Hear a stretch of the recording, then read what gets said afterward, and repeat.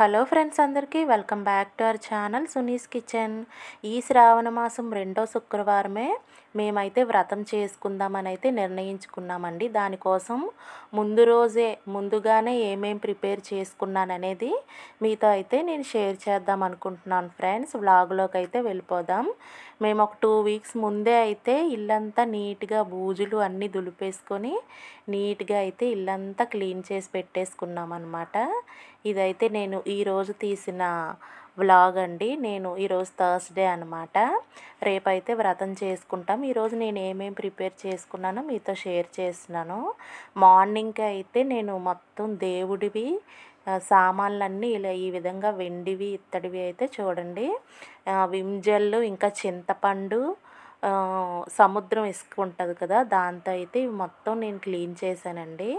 చూడండి, క్లీన్ చేసిన వెంటనే కొద్దిసేపు ఆరాక క్లాత్తో అయితే తుడిచేసి ఇలా దేవుడి గదిలోకి పెట్టేసుకున్నాను అనమాట. ఇవేంటంటే నైవేద్యాలు ప్రిపేర్ చేయడానికి, పరమాన్నం ఇవన్నీ మనం ప్రిపేర్ చేస్తాం కదా, వాటి కోసం అండి.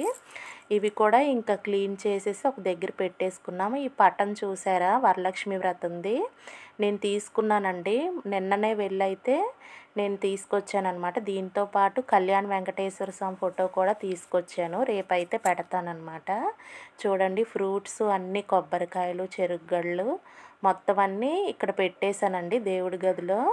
ఇవైతే రేపు మార్నింగ్ అయితే క్లీన్ చేసుకుంటామన్నమాట.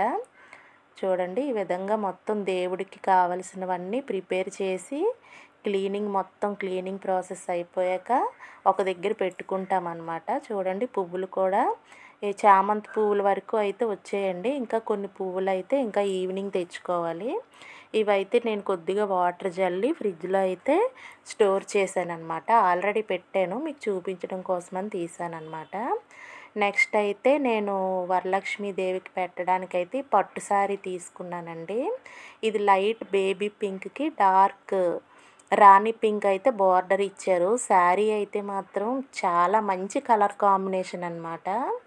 ఇది 2000 అలా పడింది. చూడండి, పవిటంచి ఎంత బాగుందో. బ్లౌజ్ వచ్చేసి ప్లెయిన్ ఇచ్చారు. ఇవైతే పెట్టడానికి బ్లౌజ్ పీసెస్ అనమాట.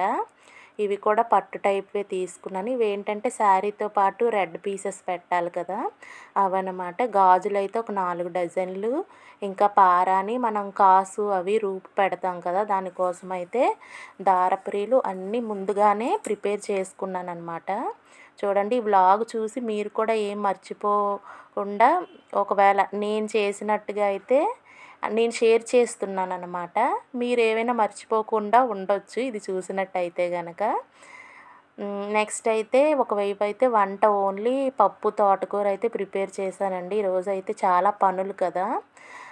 ఇంకొకటి ఏంటంటే ఈ ఇడ్లీ కోసం, దోశల కోసం రుబ్బు కూడా ఒకవైపు అయితే గ్రైండ్ చేసేసాము. ఈ లోపు అయితే తోటకూర పప్పు అయితే ఉడికిపోయిందండి. సింపుల్గా తాలింపు పెట్టేశాను. మొన్న కుక్కర్స్ తీసుకున్నాం కదా, ఇది రీసెంట్గా తీసుకున్నదండి. పాతవన్నీ ఒక్కొక్కటి 1 ఇయర్ ఆర్ 2 ఇయర్స్ అలా అయ్యాయి.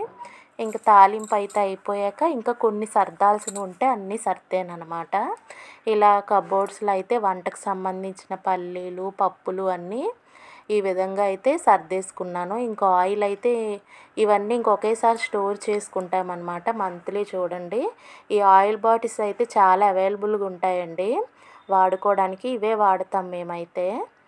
ఇవన్నీ అయితే సర్దేశామన్నమాట. అంటే కొత్తగా తీసుకొచ్చారు, అందుకనే ఇంక ఈరోజు సర్దేశాను బ్యాగ్లో అవన్నీ తీసి.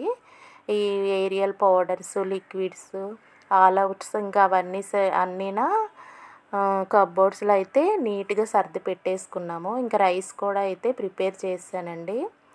ఏంటంటే ముందు రోజు మనకి పనులు ఉంటాయి కాబట్టి సింపుల్గా వంట అయితే తేల్చేసుకున్నాం అనమాట. పప్పు, తోటకూరతో సరిపెట్టేసుకున్నాం.